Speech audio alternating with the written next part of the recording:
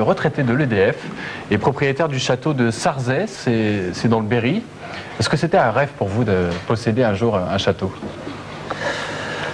Un rêve, plus ou moins, parce que surtout j'étais attiré par les vieilles pierres. Depuis tout petit, quand mes parents descendaient à la vallée du Rhône pour partir en vacances, je voulais aller voir ces nids d'aigles, mais on ne le faisait jamais. Et puis en grandissant, je me suis beaucoup passionné pour les vieilles pierres. Et puis il est arrivé une époque où, vivant en banlieue parisienne, j'ai eu soif de vivre ailleurs.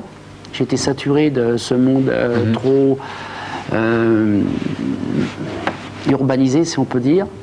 Et résultat, j'ai consulté beaucoup d'annonces, j'ai fait des recherches. Je savais qu'on pouvait acheter un château pour le prix d'une maison.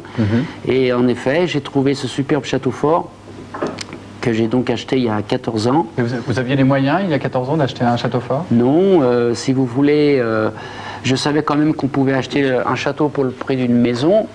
En effet, j'ai acheté Sarzay 720 000 francs et il m'a fallu faire un emprunt au Crédit Agricole. J'ai emprunté 300 000 francs à ma banque et puis j'ai vendu mon pavillon de Montfermeil. J'ai eu du mal, ça a été un peu long, mais ça s'est bien passé quand même.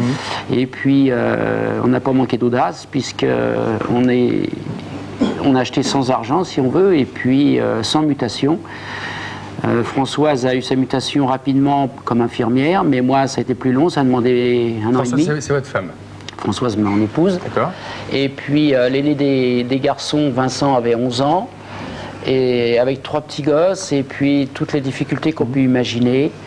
On a eu peur de rien, si vous voulez. J'étais sûr d'être dans le vrai à vouloir faire cette démarche. Et en effet, tout s'est résolu et aujourd'hui, on est très heureux et très satisfait. Vous avez donc découvert ce château par petites annonces. Ça a tout de suite été le coup de foudre? Oui. Quand j'ai téléphoné à Françoise pour lui dire que j'avais trouvé quelque chose, elle a senti qu'elle allait partir, elle appréhendait parce qu'elle elle serait bien satisfaite de sa vie à Montfermeil. Vous voyez ce beau château fort donc, que vous allez découvrir. Ce château a été construit au XIVe siècle par les seigneurs Barbançois.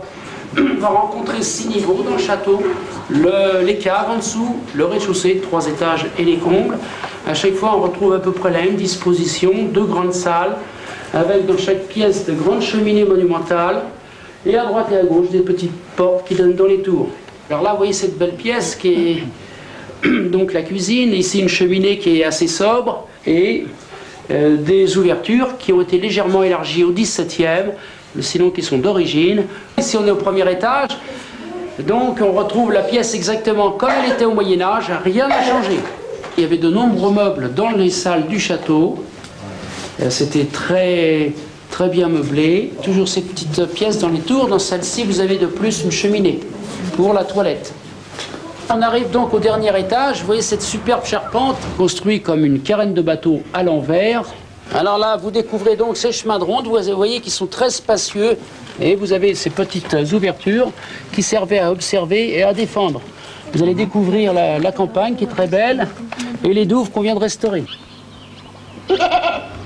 Donc, magnifique. Ouais. Donc en fait, ce château date du XIVe siècle. Il était inoccupé depuis 1720. Vous avez dû le trouver dans un état de décrépitude avancée. Et vous avez tout de suite commencé la restauration. Est-ce que vous êtes informé Oui, bien sûr. Le château a donc plus été habité à partir du début 18e. Et moi, je l'ai trouvé dans un état assez attristant, bien que classé monument historique depuis 1912. L'ancien propriétaire, ça ne l'intéressait pas. Et c'est resté, si vous voulez, dans un état de délabrement. Et moi, quand je suis arrivé, j'ai déblayé tous les étages des gravats. Et puis j'ai commencé à agir, j'ai contacté les monuments historiques dès le départ, et puis malheureusement les contacts avec eux n'ont pas été très positifs, ce qui fait que je me suis retrouvé dans une situation... Qu'est-ce qui s'est passé? Si vous voulez, ma démarche faisait penser un petit peu, n'avait pas l'air sérieuse, parce que ma situation matérielle semblait pas correspondre à ce qu'on peut se faire l'idée d'un châtelain, un restaurateur. C'est-à-dire qu'il pensait qu'un retraité de l'EDF n'était pas susceptible d'entretenir un château de cette ampleur. Oui, si vous voulez, bon, j'étais pas retraité, j'étais encore agent EDF, et puis 3 petits-enfants, pas d'argent, une profession plus ou moins...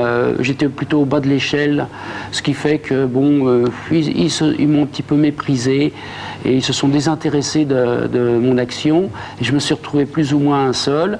Et malheureusement, aujourd'hui, je me retrouve en procès avec eux.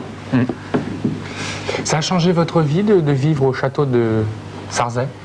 Ah oui, ça a changé beaucoup de choses. On a été, Françoise par exemple, pourrait témoigner plus que moi parce qu'elle...